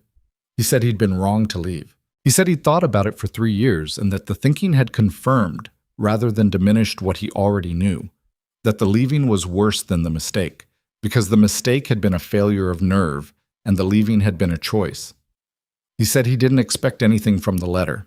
He said Daniel could write back or not, and either way was something Elias would find a way to be at peace with. He said he hoped Daniel's leg had healed clean. He read it back once, then folded it and addressed it and set it beside Cora's second copy of the document description, which she'd rewritten in a cleaner hand the previous afternoon. She looked up when he set the letter down. "Done," he said. She looked at the letter. "To Daniel." "To Daniel." She nodded. Something warm moved through her eyes and was gone before it could be called anything. "Tuesday," she said. "Pruitt will take it." "Tuesday," he agreed. He sat back down across from her. She went back to the book. He picked up the other thing he'd been putting off for 3 days, the rifle that needed its lock mechanism cleaned, and started working on it. They sat like that for an hour, maybe more. The stove did its work. The light moved across the window. The book turned pages. It was the most ordinary hour he'd had in 3 years, and it sat in his chest with the specific gravity of things that are ordinary in the good way, the way that means someone else is in the room and the room is better for it. What? She caught him standing in front of the photograph on the shelf that evening. He wasn't sure how long he'd been standing there. Long enough that she'd noticed from across the room and had put the book down and come to stand beside him, not close but not at a distance either, looking at what he was looking at. 2 men, younger, laughing at something off to the left of the frame. Whatever the joke was, it had caught them both at the same moment, and the photographer had gotten it. Daniel had his hat pushed back off his forehead. Elias was taller by 4 inches, and you could see it even in the photo. They both looked like men who had no particular idea that anything in their lives was going to get difficult. "You look happy," Cora said. "We were," he said, simple and unqualified. They had been. She looked at the photo for another moment. "He looks like someone worth knowing," she said. "He was," Elias said. Then he corrected it. "He is." She heard the correction. He knew she heard it from the slight pause before she spoke again. "I think it's good," she said quietly, "that you're writing to him. I know you don't need me to say that." "I know you know that," he said. She looked sideways at him. "Then why did I say it?" "Because sometimes people say things because they're true," he said, "and not because they're necessary." She considered this. "That's a generous interpretation." "You've been generous with me," he said. "It seems fair." She looked back at the photograph. "When did you last see him?" 3 years ago March, he said. "Miles City. He was in the hospital. I sat outside for 2 hours and then I left and came north." He said it without embellishment. That was the fact of it. 2 hours outside the door, and then 3 years of mountains. 2 hours is a long time to sit outside, she said. Most people would have left sooner. He hadn't thought about it that way. He turned it over. "Or gone in." "Yes," she said. "Or gone in." They stood in front of the photograph for a while longer. Then she touched his arm. Briefly, just a touch. The palm of her hand against his sleeve for about 2 seconds, and went back to the table and picked up her book. He stayed where he was for a moment. Then he took the photograph down, not to put it away. He carried it to the table and set it face up in the middle of it, where the light from the lamp hit it clearly. He sat down and looked at it properly for the first time in 3 years. Not like a record of something lost, but like what it actually was. A record of something that had been real, and was still real, and might be real again if he did the work of making it so. Cora glanced at the photograph on the table, and then at him, and then back at her book. She said nothing. She was good at that, at knowing when nothing was the right thing. 10 days after Caldwell rode back down the mountain, Winfield Pruitt came up the South Trail on his mule with the Tuesday mail in his saddlebag, and a suspicious look on his face that he wore the same way other men wore hats, automatically, as a matter of course. He was a short man, wide through the shoulders in the way of men who'd done physical work for 6 decades, with a beard that had given up being any particular color. He looked at Elias, then at Cora, then at Elias again with the specific expression of a man recalculating something. "Wasn't aware you had company," he said. "It's a recent development," Elias said. Pruitt looked at Cora. "You the woman everyone between here and the Henderson crossing was gossiping about last week." "Probably," Cora said. She didn't seem bothered by it. "Caldwell's men came through my post asking about a woman heading north," Pruitt said. "I told them I hadn't seen anyone," which was true at the time. He paused. "Did he find what he was looking for?" "No," Elias said. "He didn't." Pruitt made a small sound that communicated several things simultaneously: satisfaction, unsurprise, and a general opinion of men like Caldwell that needed no elaboration. He handed over the mail. 3 items: a supply catalog, a note from someone named Gant about spring trapping rights on the North Ridge, and a letter that Elias recognized by the handwriting before he even fully saw it. Margaret. He set the other things down and held her letter. Pruitt watched him with the frankness of a man old enough not to pretend he wasn't watching. Good news? Or the other kind, he said. I don't know yet, Elias said. Open it then, Pruitt said. The suspense is making my mule nervous. Elias opened it. Margaret's handwriting, the same angry T-crosses. Elias. She arrived, I take it, since you haven't written to tell me she didn't. I'm choosing to interpret your silence as the good kind, which is different from your usual kind. Daniel says to tell you the leg is fine. He also says to tell you he's been waiting 3 years for you to stop being an idiot. Those are his exact words. I softened them in the delivery, but he asked me not to. Come down from that mountain sometime before we're all too old to have the conversation. You're not as unreachable as you think you are. You just decided you were. M.P.S. The girl has good sense. I could tell from the way she listened. Trust what you see. He read it twice. He folded it and put it in his breast pocket against his chest, where it pressed with the particular weight of something small that carries more than its size suggests. He looked up. Cora was watching him with that careful, steady attention. She'd probably guessed from his face that it was good news, or at least the kind of news that hurts in the way that good things sometimes hurt when you've been without them long enough that the having of them takes some adjusting to. Daniel says his leg is fine, Elias said. Something moved across her face. Well, she said, and her voice was level, and her eyes were bright, and she turned away before anything in them could be named. Good. Pruitt looked between them with the placid expression of a man witnessing a human moment he has no particular need to interfere with. He reached into his saddlebag and produced a flask. I generally don't drink before noon, he said, but I make exceptions for circumstances. He held it out to Elias. Circumstances seem present. Elias took the flask. He looked at Cora. She turned back, and there was something in her face now that was close to a smile. Real. This time, all the way there.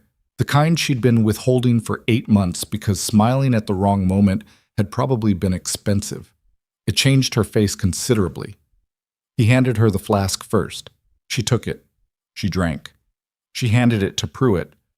Pruitt drank and capped it and said, in the tone of a man making an observation rather than a declaration, I don't suppose either of you is interested in discussing why my ledger books look like they were organized by a man who's never met a ledger book. Cora looked at him. What would you pay someone to fix them? Pruitt squinted. Depends on the someone. I read and write and do arithmetic, she said. I'm not afraid of winter, and I don't require excessive conversation. Pruitt looked at Elias. Elias said nothing, which was a kind of endorsement Pruitt apparently understood, because he looked back at Cora and said, I've got a back room. It's not impressive. I've been sleeping behind a curtain for 10 days, she said. I have low standards.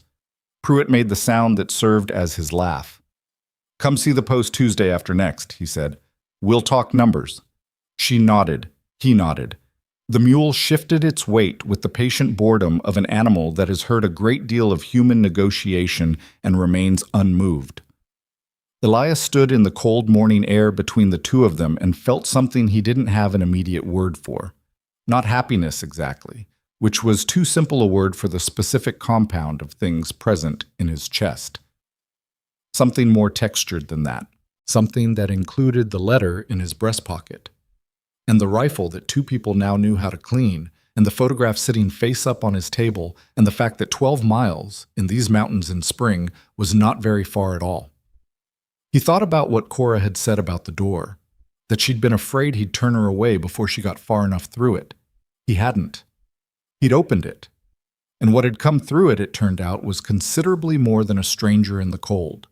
It was the particular, inconvenient, unexpectedly necessary discovery that 3 years of choosing to be unreachable was not the same thing as being beyond reach, and that the difference between the two was smaller than he'd been counting on. He reached up and put his hand against the letter through his coat, against his chest, against his heart, where things that matter tend to end up whether you intend them to or not. Pruitt's mule turned itself around on the trail with the decisive air of an animal that has decided it's time to go. Tuesday after next, Pruitt said, pointing at Cora without looking back. Tuesday after next, she said. And the mountain morning did what mountain mornings did. It opened up, wide and cold and bright, completely indifferent to the small human rearrangements occurring on its slope, which was fine. The mountain didn't need to care. The people on it were beginning to manage that themselves. Tuesday after next came with 6 inches of fresh snow and a sky the color of old pewter, which was the Absaroka's way of being scenic without being cooperative. Elias hitched the horse at 4 in the morning because the trail to Pruitt's post took longer in new snow, and Cora had said, the night before, that she wanted to arrive before Pruitt had time to change his mind. He'd pointed out that Pruitt wasn't the type to change his mind once he'd committed to something, and she'd said she knew that. She just wanted to be early anyway, and he'd understood that what she meant was that she needed the thing to be real before she could fully believe it was happening. He understood that need. He had it himself about different things. She came out of the cabin at 4:30 carrying the coat, his coat, still, the better replacement having still not materialized, and a canvas bag that held everything she'd arrived with, plus the flannel shirt and wool trousers he'd told her to keep, because they fit her well enough, and the alternative was her giving them back, which seemed unnecessary. She looked at the horse, then at the dark trail, then at him. "You don't have to come," she said. "I know," he said. "I mean it. I know the way. You showed me twice." "You know the trail in good conditions," he said. "You don't know where it goes soft after new snow." He checked the cinch on the saddle. "Besides, I want to talk to Pruitt about the spring supply order. He'll ask my opinion whether I'm there or not. This saves him the trip." She looked at him for a moment with the expression that had become familiar over the past 2 weeks. The one that saw through the practical framing to whatever was underneath it, and chose not to say so out loud. "All right," she said. "Let's go." They went down the mountain in the dark, taking it slow, Elias walking the horse most of the first mile, because the trail was steep and fresh snow was deceptive. Cora walked beside him. She didn't complain about the cold, which had teeth in it this morning. She'd learned the mountain's particular customs by now, the way the wind came from the northeast at elevation and died out in the lower draws, the places where the trail looked solid and wasn't, the sounds that were animals, and the sounds that were just the cold working on the wood. She'd learned them the way she learned everything, by paying attention and not requiring things to be explained twice. "Are you nervous?" he asked. Not to make conversation, because he actually wanted to know. She thought about it, which meant she was going to answer honestly rather than reflexively. "A little," she said. "Not about Pruitt. About starting. About the fact that starting is different from planning to start." He nodded. "When you first came up here," she said, "the first day, was it a relief or did it feel like what you thought it would feel like?" He thought back. 3 years ago. The horse and the pack and the 2-day ride north into country he'd never been in, with the particular emptiness of a man who has shed everything on purpose. "It felt right," he said, "in the way that right things sometimes feel right for the wrong reasons." She glanced at him. "What was the wrong reason?" "I thought being alone meant I couldn't hurt anyone," he said, "which is true in a narrow sense, but it also meant I couldn't do anything useful, and I think I confused those two things for a long time." She was quiet for a few steps. "And now?" He looked at the trail ahead, the horse's breath making small clouds in the dark air. "Now I think there are worse things than being useful to a person," he said, "even if it's complicated." She didn't say anything to that, but she shifted slightly closer on the trail, close enough that their arms were almost touching as they walked, and she didn't move away, and neither did he. Pruitt's trading post was lit when they arrived, which meant he'd been up since before them, which was either impressive or alarming depending on your view of how much sleep a 72-year-old man required. He opened the door before they knocked, looked at both of them, looked at the sky, and said, "Snow held off longer than I expected. Come in." The inside of Pruitt's post was warm and catastrophically disorganized. Elias had been here a dozen times, and it was always the same. Shelves that started with a system and gave up halfway through, crates stacked in relationships that only Pruitt understood, a ledger book on the main counter that looked like it had survived a fire at some point. The south-facing window was exactly as good as Elias had remembered, pouring light into the front room in a way that made the chaos look almost intentional. Cora stood in the doorway and looked at it all. Pruitt watched her looking. "Problem," he said. "No," she said. "I'm just assessing."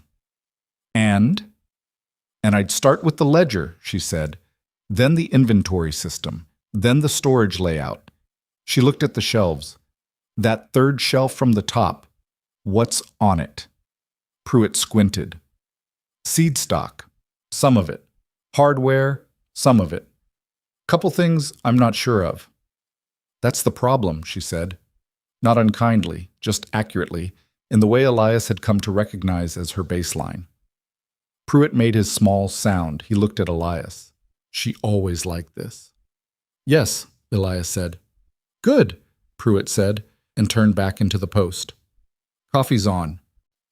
They sat at the rough table in the back room and talked terms, which took less time than Elias had expected because Pruitt was direct and Cora was direct, and when two direct people negotiate, they tend to reach the point faster than when either of them has to wait for the other to get there. Pruitt offered a wage that was fair, if modest. She countered with a small percentage of the post's quarterly margin once she'd had 3 months to demonstrate what the ledger could look like. Pruitt looked at her for a long moment and said, "You know margins." "My father was a merchant before the money problems," she said. "I helped him with the books from the time I was 12. Pruitt accepted this with the nod of a man who's found something in the right place after looking too long. "Back room's yours," he said. "It's not impressive." "So you said," she said. "I'm saying it again so you can't hold it against me later." "I won't hold it against you," she said. "I'll just fix it." Pruitt looked at Elias again. This time the look said something more specific, not asking for confirmation but acknowledging something. The look of an old man who has seen enough of life to recognize when the arrangement in front of him is unusual in a way that's good rather than complicated. Elias looked back and said nothing, which was enough. The back room was exactly as advertised. Not impressive. A cot, a small stove, a window that faced north and got no direct sun, and a state of general disorder that suggested Pruitt had been using it for storage until approximately 2 weeks ago and had cleared it with more enthusiasm than thoroughness. Cora stood in the middle of it. Elias stood in the doorway. "It's fine," she said. She said it the way she said most things. Not to convince him, just stating it. "It's cold," he said. "The stove works?" "It works," Pruitt called from the other room. "Damper sticks." She looked at Elias. He looked at her. Something moved between them that neither of them had the architecture to name yet, but which was real, the way unspoken things between people who have been through something together are real, not requiring language, just existing in the specific quality of a look, held a beat longer than a casual look needs to be. "I'll show you the damper," Elias said. He crossed the room and showed her. It was different from his stove. The mechanism was older, required more pressure applied to the left side before the right. He showed her twice. She practiced it once, got it on the first try, then said, "I've got it," which he knew she had. He stepped back. She turned. They were standing close in the small room, the way you're close in small rooms, and neither of them moved to create distance. "I want to say something," she said. "All right." "When I came up that mountain," she said, "I was not in a position to trust anyone. I hadn't been in a position to trust anyone for 8 months. And I trusted you because Margaret told me to, and because I didn't have another option, not because I was confident it was a good decision." "That's fair," he said. "I'm not finished," she said. "I want to say that it turned out to be a good decision, not because you saved me from Caldwell, although you did, but because you talked to me like a person. You showed me the things I needed to know without making me feel like needing to know them was a problem. You were honest about your own failures in a way that cost you something, and you did it anyway because I asked." She paused. "Those aren't small things. I wanted to say that before I'm living 12 miles away and the right moment is harder to find." He held the weight of what she'd said. He didn't deflect from it, and he didn't make it smaller than it was. "You made it easy," he said. "To be honest, you didn't require me to be anything other than what I am." "You're not a difficult thing to be around," she said, "in case no one's told you that recently either." They haven't, he said. Then consider it told. He held her gaze. She held his. In the next room, Pruitt was moving around with the cheerful noise of a man who is deliberately announcing his presence from a distance, which Elias recognized as a form of tact that Pruitt would vigorously deny possessing. "I'll come by Tuesday," Elias said. "Check on how the ledger's going." "Tuesdays are when the mail comes," she said. "You'll be checking on the mail." "That too," he said. She almost smiled, all the way this time. The real one, the one that had been coming in closer and closer over 3 weeks until tonight it was just there, fully arrived, changing her face in the particular way it did. "Tuesdays," she said. "Tuesdays," he agreed. He left her to the back room and the north-facing window and the stove with the tricky damper she already knew how to handle. And he went back through the post and told Pruitt what he wanted for the spring order, and Pruitt argued with 2 of the items on principle and agreed to the rest. And then Elias went back out into the morning, which had lightened considerably while they were inside. He stood by the horse for a moment. The snow had stopped. The sky was doing something complicated in the east, the cloud cover breaking in long rifts that let through the kind of pale winter light that makes everything look like it's been recently cleaned. The mountains were visible in pieces, appearing through the gaps, enormous and specific, the way they always were. He put his foot in the stirrup and swung up. 12 miles was not very far. He wrote to Daniel that same week. Not a second letter, the first one, the one he'd put in the post box at the Henderson Crossing, was already out in the world doing whatever it was going to do. He didn't know if it had arrived yet. He didn't know if Daniel would write back.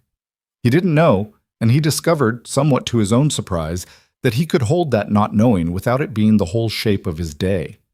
He'd gotten better at that, or something in him had shifted enough that the uncertainty of a thing was less consuming than it had been. He suspected that had something to do with the weeks prior, with the experience of having very little control over very important things, and finding that control was less essential to getting through them than he'd always assumed. He thought about that one evening, sitting in the cabin alone, the chair by the stove, the lamp on the table, the photograph propped against the wall where he'd left it since the night he'd moved it from the shelf. Not prominently displayed, not hidden, just present the way the past is present when you've stopped trying to make it into something other than what it was. The cabin felt different without her in it. Not worse, exactly. He'd been alone in it for 3 years, and he knew how to be alone. But the quality of the aloneness had changed. It had a shape now where it hadn't before.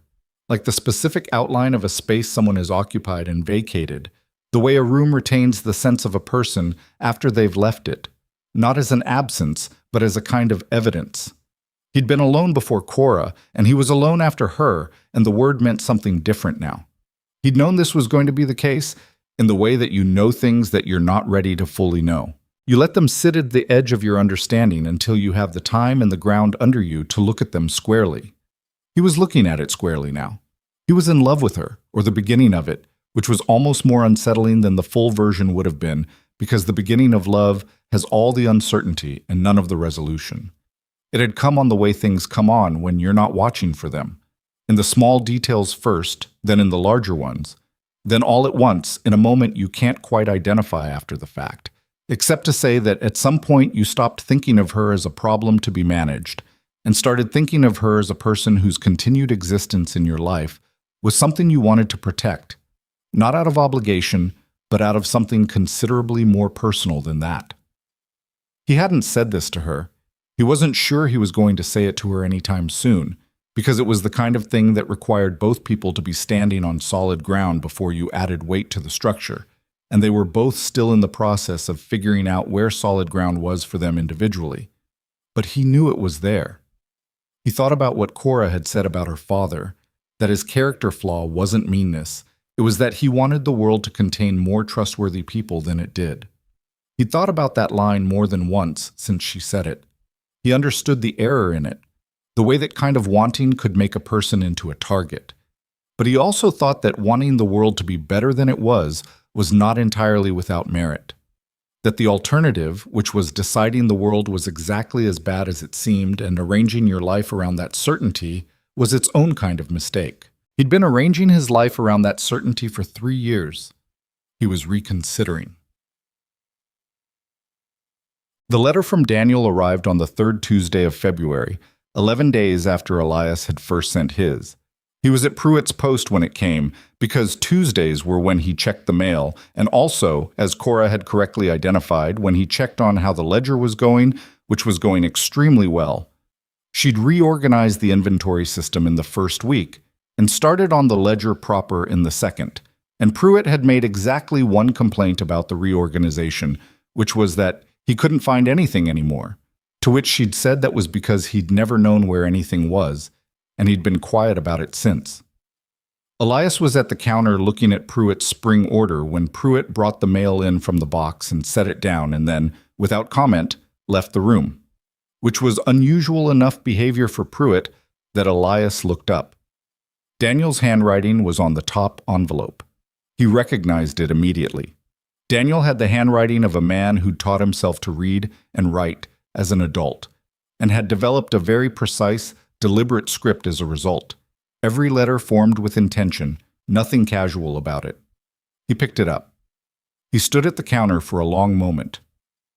Cora came through from the back room with the ledger book open in her arms, looked at his face, looked at the envelope, and quietly went back the way she'd come. He opened it. Daniel's letter was 3 pages. This surprised him. He'd been braced for a few lines, the short version, the one that confirmed or denied and left the rest for the person to sit with. 3 pages was something else. He read it standing at the counter. Daniel's writing was like everything about him, direct without being unkind. He said the letter had reached him in good condition and that he'd read it twice before he started writing back, which was unlike him, and that the reason he'd needed 2 readings was that the first one he'd been too angry to think clearly. Elias had expected that. He kept reading. Daniel wrote that the anger was old and had done most of its burning a long time ago, and what was left of it was less anger than grief, which was different because anger wants something done about it, and grief mostly just wants to be acknowledged. He wrote that he'd thought about writing to Elias more than once in 3 years and hadn't, because he didn't know what he wanted to say, and he'd decided it was better to wait until he did. He'd decided, the letter said, when Margaret had told him about the woman she'd sent north. He wrote, "I told Margaret it was a risk, sending a stranger to a man who'd spent 3 years deciding people were the problem. She said she thought you'd gotten that mostly out of your system by now and that the timing was right. I said, how do you know that? And she said, because he's still up there and men who've truly given up don't stay. They leave. He's staying, which means he's still waiting for a reason. She's been right about most things for 23 years, so I let it go." Elias stopped reading for a moment. He looked at the wall. Then he kept going. Daniel wrote that his leg had healed straight, which the doctor at the time had not guaranteed, and that he'd been running a small horse operation outside of Sheridan for the past 2 years, which was going reasonably well and would go better in spring. He wrote that he was married, which Elias hadn't known, to a woman named Frances who had very little patience for self-pity and a great deal of patience for most other things, and that he had a son who was 8 months old and who, Daniel wrote, would probably benefit from knowing that some mistakes don't have to be permanent if the people involved decide they don't. The last paragraph said, "Come down in spring, we've got a room. Frances wants to meet you, which I can't fully explain except that I've told her enough about the years before Miles City that she says she misses you too, which is something she insists is possible even for people who've never met. I believe her because she's usually right. Come in April. The past will be clear by then, and you've got no excuse." Elias folded the letter. He stood at the counter. From the back room, no sound. Pruitt had disappeared with the efficiency of an old man who understood the value of giving a person space, which was a quality Elias had not previously associated with him. He put the letter in his breast pocket next to where Margaret's had been. They pressed against each other through the cloth, the 2 letters, which between them contained the bulk of the things he'd been carrying alone for 3 years and had just been given back to carry differently. Not alone, and not as weight, but as something more like ballast. The kind that keeps a ship from tipping, rather than the kind that drags it under. Cora appeared in the doorway of the back room. She leaned against the frame and looked at him. He turned to look at her. "Good news," he said. It wasn't a question. "Yes," he said. "The other kind too, a little, but mostly good." She nodded. She didn't ask specifics, and he didn't offer them, because she understood that some things a person processes in their own order. April, he said. He wants me to come down in April. Are you going to? Yes, he said. And the certainty in it was different from the certainty he'd had about other things in the recent past. Not the certainty of a man who has run out of options, but the certainty of a man who has decided to choose something and has found that the choosing feels like solid ground. She looked at him for a moment. Good, she said, and she smiled. Not the almost smile, not the one that got close and stopped, but the full version, the real one. The one that made her face do that thing he'd been watching happen more and more frequently since the night Caldwell rode back down the mountain and left the clearing empty. The ledger's coming, she said, turning back to the room. How far? He said. Another week, maybe less. Pruitt undercharged 12 regular customers for about 18 months because he was doing the math in his head, and he doesn't carry the remainder the right way. Does he know? He knows now, she said from inside the room. He did not take it well initially. He's coming around. From somewhere in the depths of the post, Pruitt's voice. I'm not coming around. I've accepted a temporary defeat. Elias looked at the back room doorway. He looked around the post. The shelves that now made sense, the counter that had been cleared and organized, the south window letting in the February light. Different than it had been. Better, in the specific way that things get better when someone who knows what they're doing pays attention to them. He thought about what he'd told Cora the morning they'd gone to the Henderson Crossing. That he'd come to these mountains because being alone meant he couldn't hurt anyone, and that he'd confused that with being useful. He thought about 3 years of confusing those two things. He thought about the particular cost of that confusion, which was not dramatic. It didn't look like anything from the outside. It was just a man in a cabin on a mountain, making sure he stayed out of range of his own capacity for either damage or love, because at the time, those things had felt like the same risk. They were not the same risk.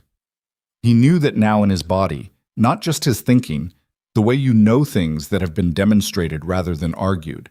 You could hurt people by being present. You could also hurt them by not being. You could waste years on the second kind of caution, while the first kind was just ordinary human life. He'd wasted some years. He wasn't going to waste more.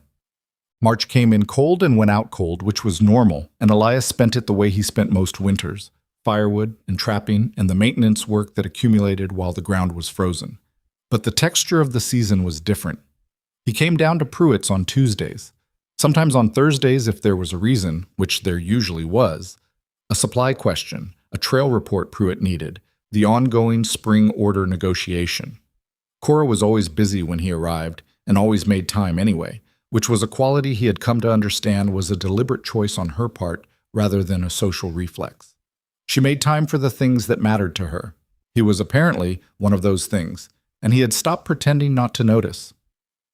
They ate dinner at Pruitt's table most Tuesdays, the three of them, which Pruitt had instituted under the pretense of needing to discuss business, and which had stopped pretending to be about business after the second week.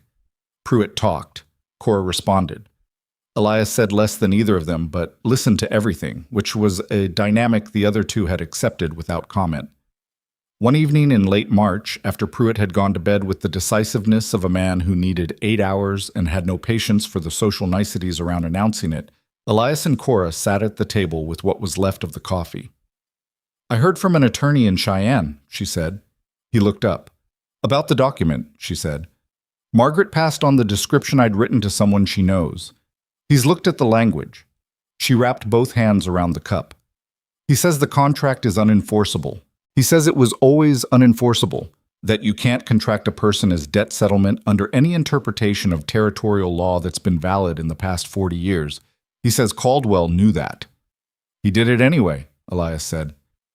He did it anyway, she said. Because the women he chose didn't have anyone to tell them it was unenforceable. Because if you don't know the law says you're free, you don't act free.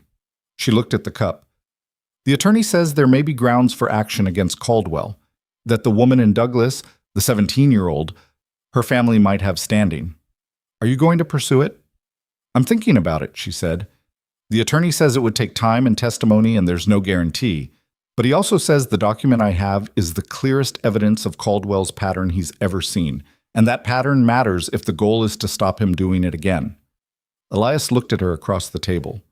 In the lamplight, with the late March cold pressing at the post walls and the stove doing its work, she looked like someone who had arrived somewhere. Not just at Pruitt's, not just at this table, at herself.